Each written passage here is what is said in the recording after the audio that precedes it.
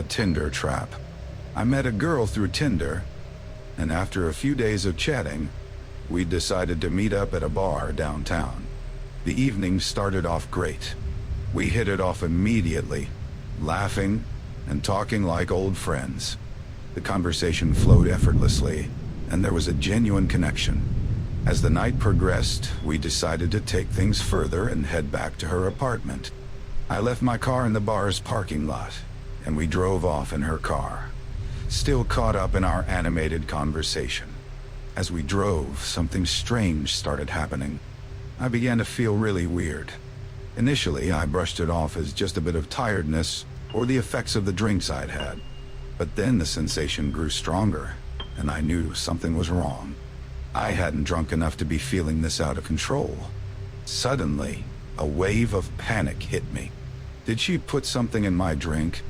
The thought was terrifying and surreal, like a scene out of a movie.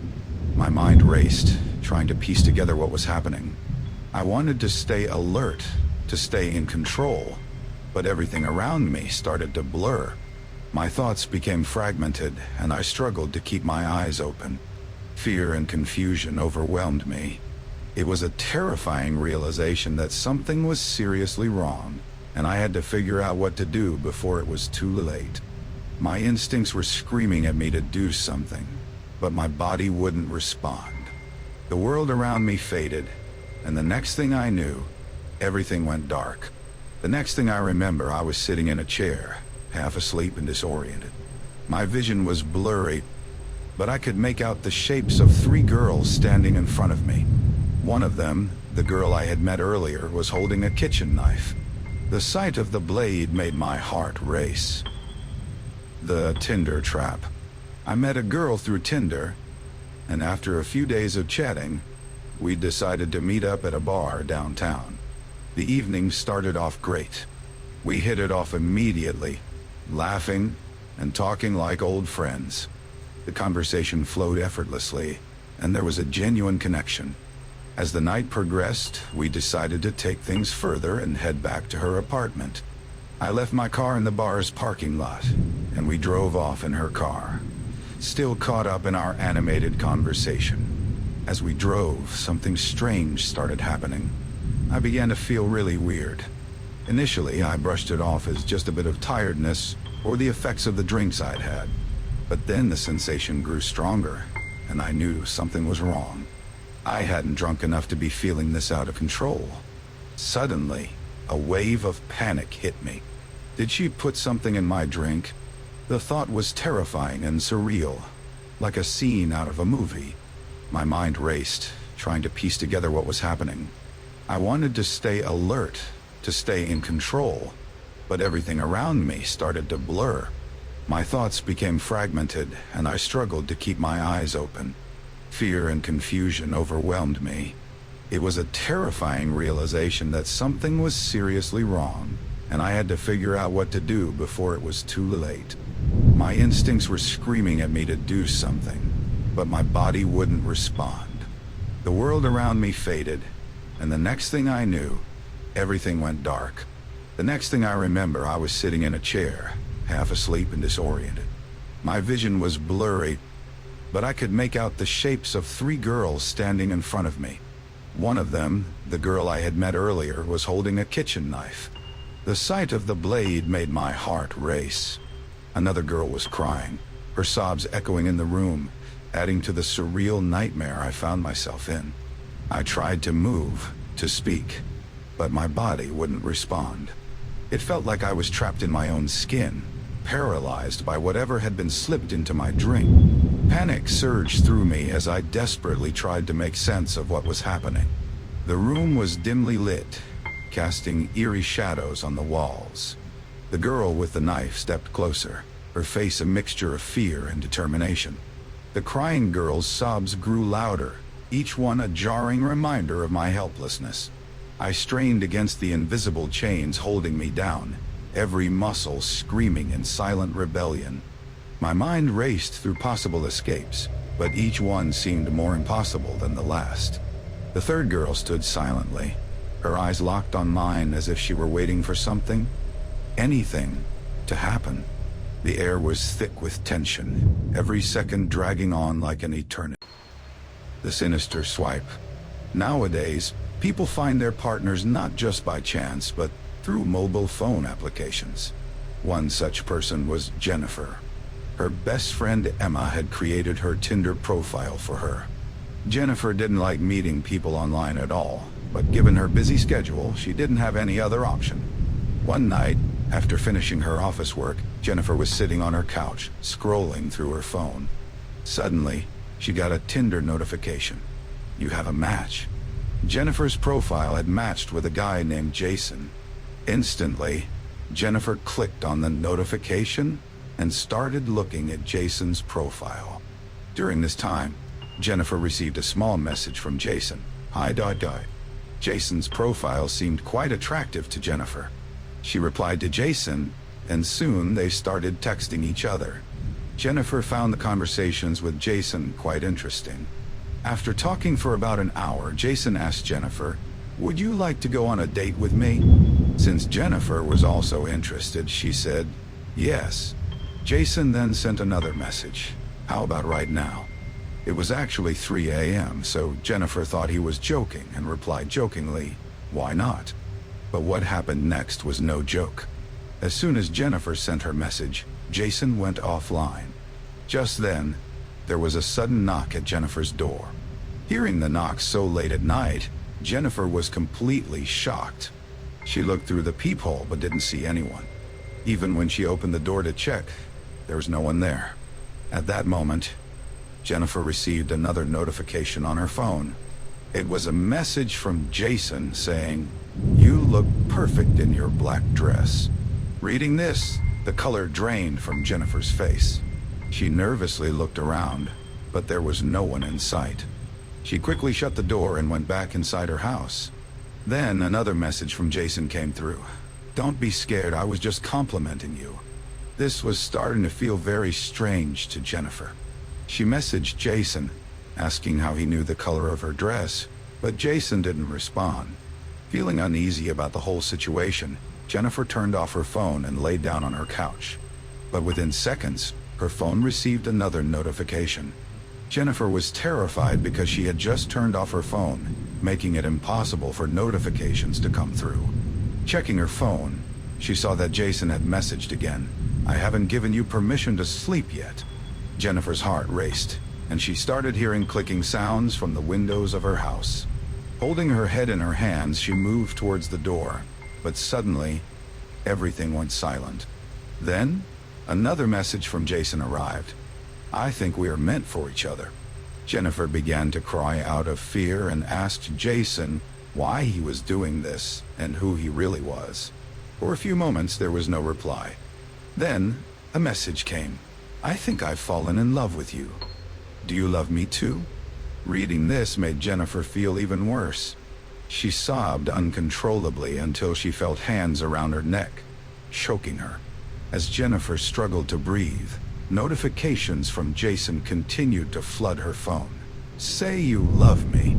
A dark figure was still choking her, and she was finding it difficult to breathe.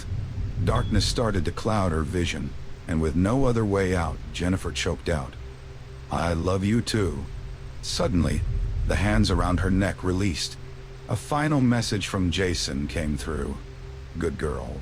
You're mine, and you will always be mine. Now go get ready quickly. We have places to go." Read the next message from Jason. The messages on Jennifer's phone kept coming faster and faster, and she couldn't understand what was happening to her. Jennifer was now so terrified that she started complying with Jason's demands. Not wanting to risk her life by disobeying, Jennifer went to her room to get ready. She secretly sent a message to her friend Emma, explaining everything. As Jennifer was changing her clothes, another message from Jason appeared. "Take off all your clothes now." Seeing this, Jennifer was even more terrified. She began to undress but then broke down, crying hard, and threw her phone on the ground in frustration. The phone shattered upon impact. Jennifer, utterly scared, sat on her bed, waiting for Emma to arrive. About 5 minutes later, her doorbell rang. Jennifer ran to the door, hoping it was Emma, But when she opened the door, no one was there. Jennifer was even more frightened now. Suddenly, she heard a voice from her broken phone speaker. "Hey baby, you can't run from my love, but you will be punished for what you're doing." The voice then abruptly stopped, leaving Jennifer in an eerie silence. Jennifer was utterly terrified when suddenly, a dark figure appeared again and started choking her. At that moment, Emma arrived at her house and entered through the open door. She saw Jennifer choking herself and rushed over to help. Jennifer fainted as Emma reached her. Emma gave her some water and held her as they both cried. After Emma arrived, the strange occurrences stopped. The next morning, Jennifer reported the incident to the police. When the police checked Tinder's records, they found no trace of anyone named Jason. Everyone tried to convince Jennifer that it might have all been in her mind, just a figment of her imagination. However, Jennifer knew that what happened that night was real. She is now undergoing therapy, trying to recover from the trauma. Jennifer has since moved in with her parents and rarely uses her phone, fearing she might see Jason's name again. Was Jason real, or was it all a result of Jennifer's mental state?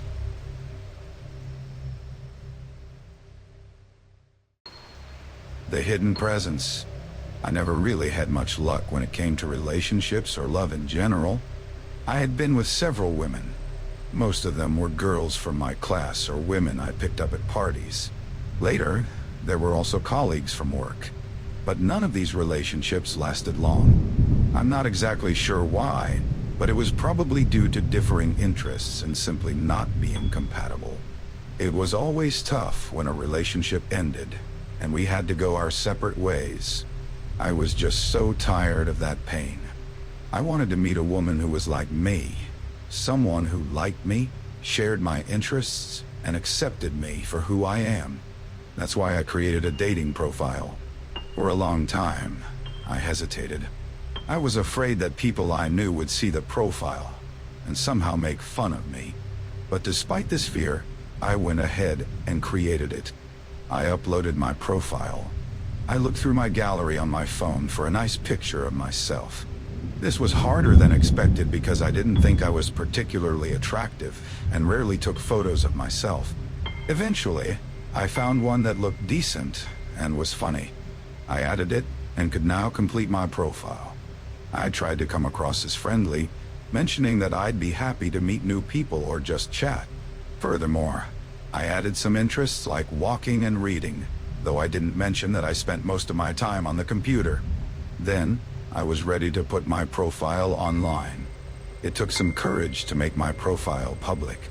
I took a deep breath, clicked the button, and it was done. My profile was now public and visible to everyone. I was really excited and browsed through people living nearby. I also messaged some women who seemed nice or attractive. However, I didn't get any replies. This wasn't great, but I wasn't too disappointed since I didn't expect much anyway. I let the app do its thing, hoping someone might eventually reach out. And then, it happened. One evening, someone did reach out. I was sitting alone watching a movie when my phone vibrated. I saw a message from someone I had never seen before, Lisa. Someone actually messaged me. I quickly unlocked my phone and checked her profile.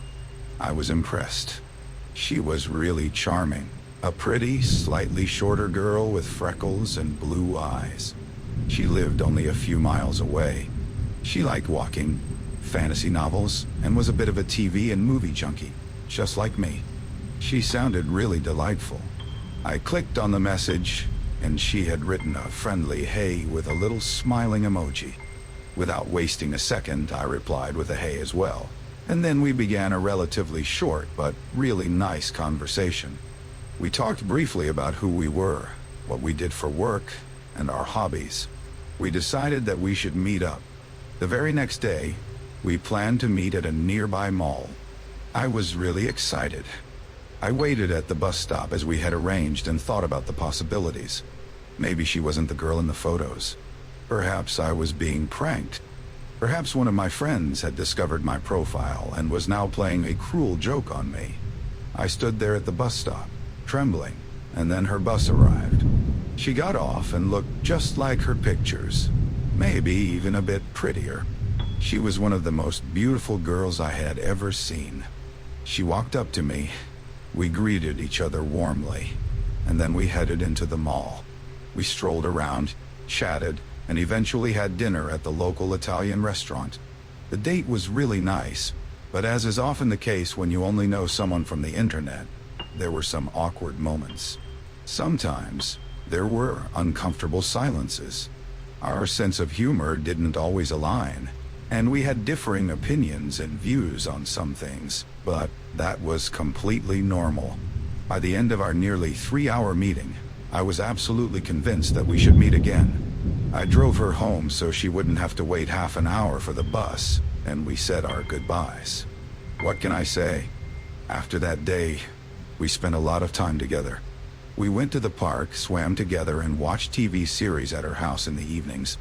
We spent many evenings and nights together. Since I mostly had spare time in the evenings, that was when we usually hung out. I did my best to be there for her. But as beautiful and exciting as it all was, it didn't take long for me to notice that something was off with Lisa. She seemed restless and somewhat paranoid. I remembered that in the first few nights, everything seemed relatively normal. She would go to bed and sleep through the night without any issues. But then, things started to change. Suddenly, when she went to bed, she began looking around strangely, almost as if she felt someone was there with us. Someone she couldn't see. It seemed like she feared something or someone. Usually, after looking around for a bit, she would go to bed and fall asleep relatively quickly. However, over time, this became harder and harder for her. She started tossing and turning in bed, waking up frequently, and sometimes couldn't sleep for hours. She began shaking, crying, and talking to herself, reassuring herself that everything was fine and trying to calm down. Sometimes she would even leave her room at night and sleep in the living room with all the lights on and the TV blaring. I didn't understand why she did this or why she needed the TV, but I accepted it. What can I say? When you really like someone, you overlook such issues and problems. Sometimes I wondered if she might have psychosis, some undiagnosed illness, or maybe she believed she was seeing things that weren't really there. I thought perhaps she was seeing creepy creatures, monsters, or ghosts standing by her bed, or she could be just a bit insane. But none of that mattered to me. I had already fallen in love with her. I was head over heels and was sure that no matter what difficulties or problems we faced, I would always be by her side. As time passed, her anxiety only got worse. She became more frantic and exhausted during the day, and she was barely herself. It was as if severe sleep deprivation was starting to harm her health. During the day, when she went for walks, she would look around just as anxiously, as if she knew someone was watching or following her. Despite how awful the nights were, each one felt like it was taking a toll on her. When I was with her, I was just happy and relieved. When she finally fell asleep, I was always so anxious during her episodes, watching as she carefully inspected her room and even peeked behind doors. I felt a strange sense of relief every time she went to bed without looking in her closet. Otherwise, she would have noticed that I was standing inside.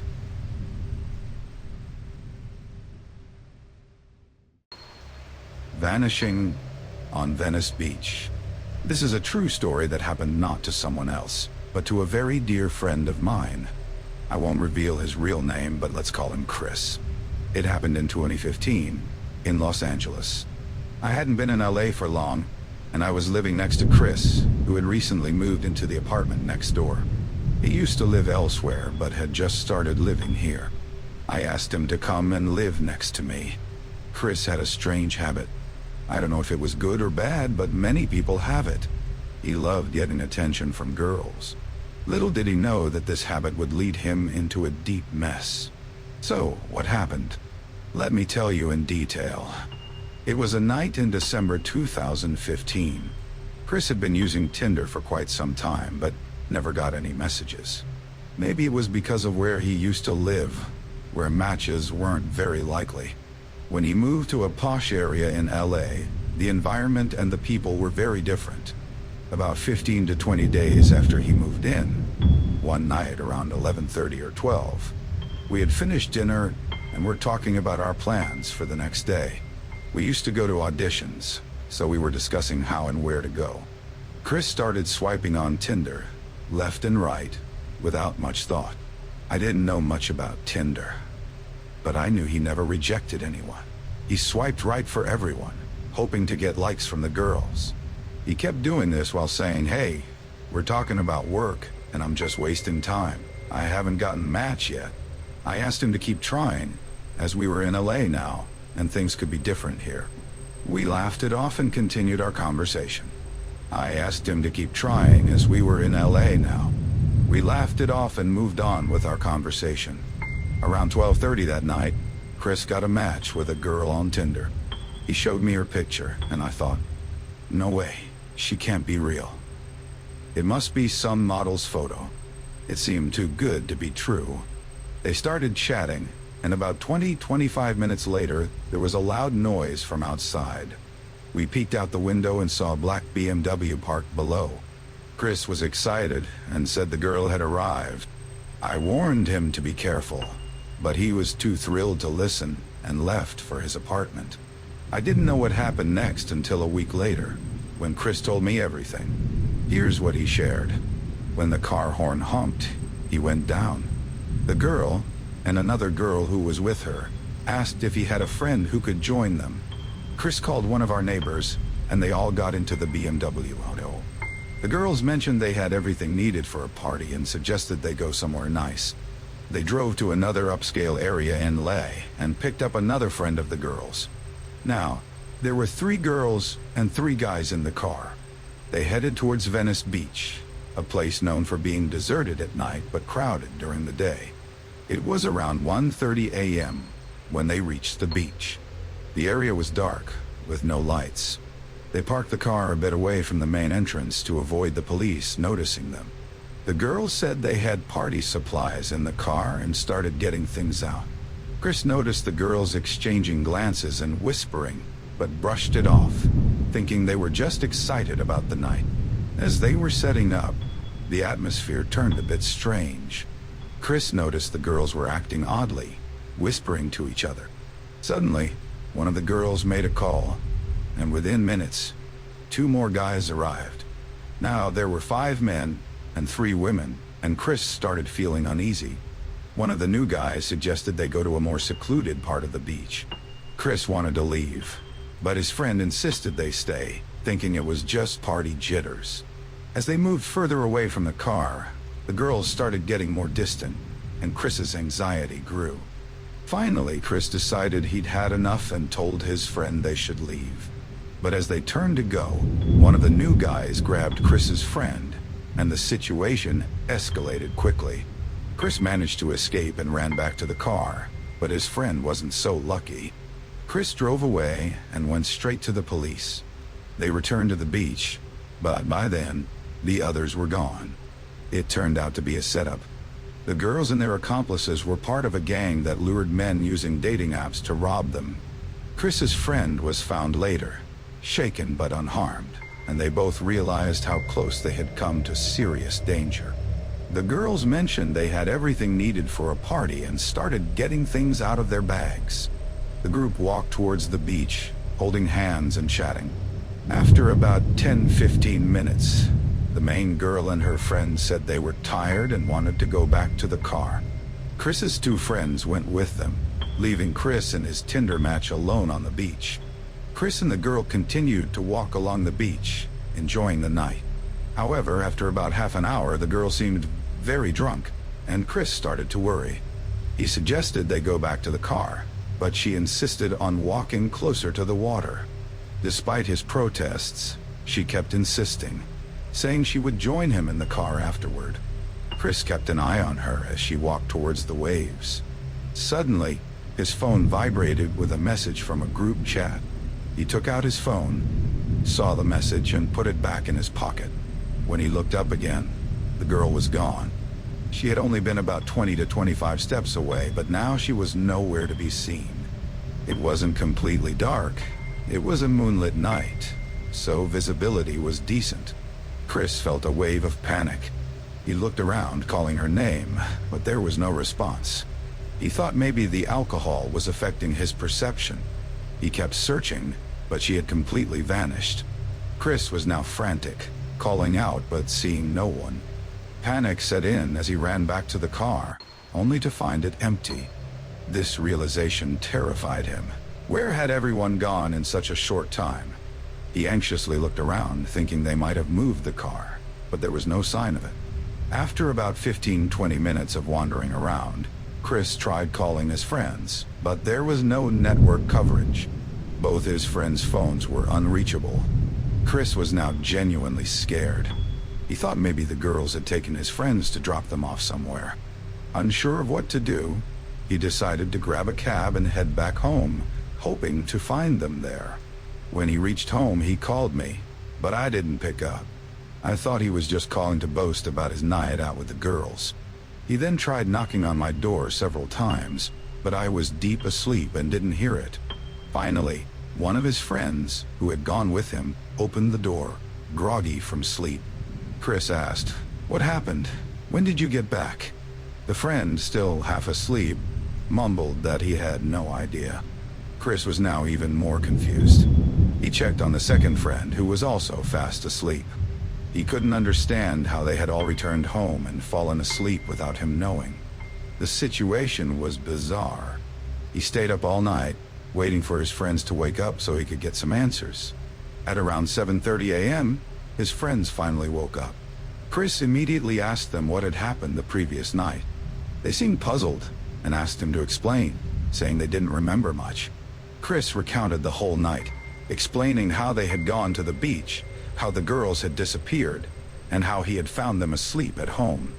Both friends looked at each other, confused. One of them said, "Bro, we don't remember anything after getting into the car with the girls." Chris realized something was seriously wrong. It seemed like they had been drugged or something had happened to make them forget the events of the night. They decided to report the incident to the police, but without much information, there wasn't much the authorities could do.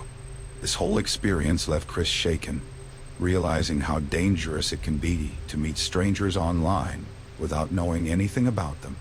It was a harsh lesson learned, and he decided to be much more careful in the future. The next morning, Chris's friends insisted they remembered nothing about the night after getting into the BMW with the girls.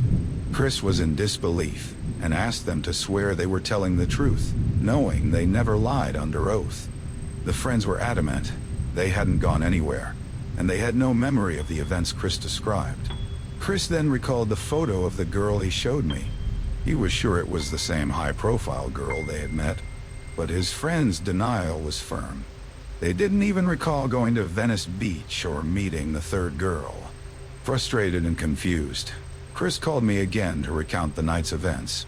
Unfortunately, I was busy with auditions and couldn't answer. It wasn't until a week later that we managed to sit down, and Chris shared the entire story. Intrigued, I decided to speak with his friends separately, hoping to jog their memories, but their accounts remained the same. They insisted they hadn't left the house. Chris' confusion grew deeper. If his friends hadn't been there, who were the people he had seen and interacted with? What happened to the girl in the car? The experience remained a puzzle, with questions haunting him. This bizarre encounter left Chris wary of meeting strangers online, especially through dating apps. He hoped that sharing his story would warn others to be careful, and maybe someone might have answers to his mysterious night.